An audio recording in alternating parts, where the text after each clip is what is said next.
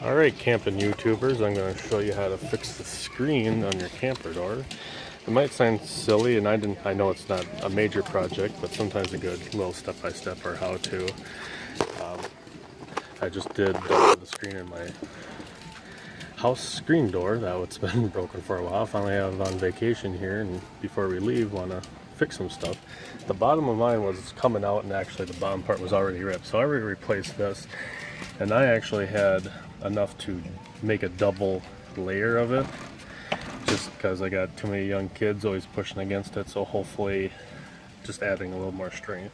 And I figured some might think, well, you're reducing your airflow, but realistically I'm not counting on this door to get airflow into this camper anyway. So, and I have just enough to do the top, and figured I'll show you.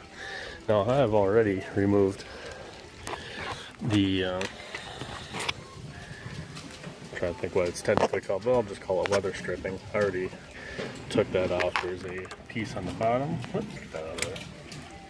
And then a piece that goes all the way around the top. Just like on the bottom here, there's actually, unlike a screen door where you could do one continuous piece all the way around, there's actually 4 separate pieces. The channels don't connect here in the corner, which is fine. You just need to make 4 cuts. So I already took, you might be able to use a screwdriver if you don't have a nice little pick of some sort to get in there and get that weather stripping out. Next step is obviously pull the screen out. And now most typical projects you would take this as a template to get the right size on your project, but doing the screen I found way easier just to put it in there and use a razor blade, and I'll show you that in a second. So I'm gonna get that new piece up here and we'll continue.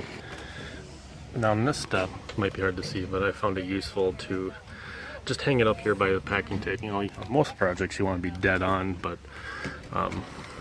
if this is your first time doing it, you'll realize that when you put the weather stripping in, it sucks a lot of this in, and I'd rather have it do that and trim it with a razor is the way to go. So secure with packing tape, making sure it's straighten this out.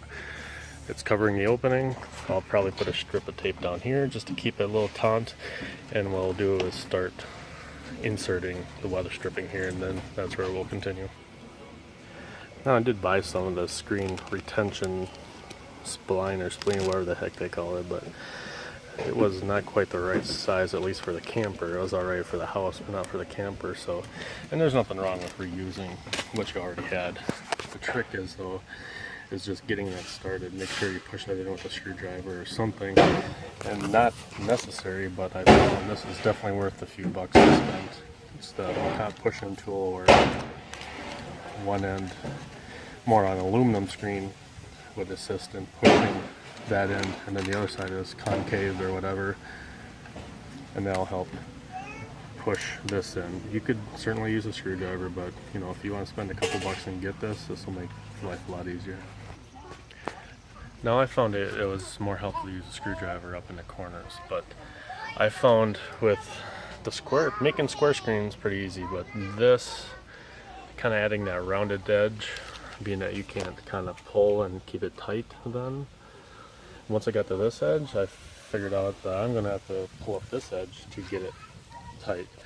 But just keep in mind, once you throw that in the groove and put that stripping on there, it might be hard to see, but you wreck the screen. So obviously I can go this way, be fine, but if you had to pull it up and go in, keep that in mind, because that's, now you're gonna have a hole in the screen and kind of defeating the purpose. So got to this edge, and actually it seems like every time before they never made it to the very end, but now every time when I pull these out and reuse them, I always have extra. So we're gonna redo this side and then do the bottom. I'll see the finished project. Now I found it handy if you side cutters or scissors to trim that off. The unfortunate part now with this curve, I think, was the culprit. Obviously, like I said, the rip screen down here is not gonna be a problem because that's gonna be cut off and thrown away, but up in this corner where I couldn't pull it any tighter, it did rip when I was putting it back in. So at least it's on the edge and you really can't even see it anyways, but until that becomes a bigger problem, I'm not gonna mess with it until a future date when maybe that hole would get bigger or see things coming through, but bugs or something, but I don't think really gonna have that problem. I could technically, whoops, how do I get in picture?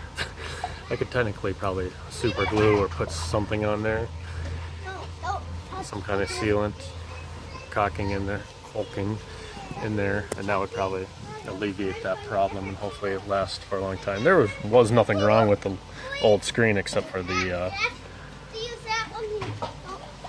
fact that it was 13 years old and looking gray and a little dirty, so hopefully an improvement. Right.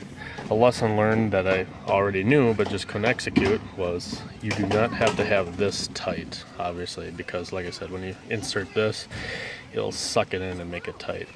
I had a small tear down here, which wasn't much, but as soon as I got to this edge, like this whole corner now is loose. So I'll have to figure something out, maybe make that not bring bugs in or whatever, but because the further you push this in, the more it sucks it in, so make sure there's a little bit of slack. This screen is super tight.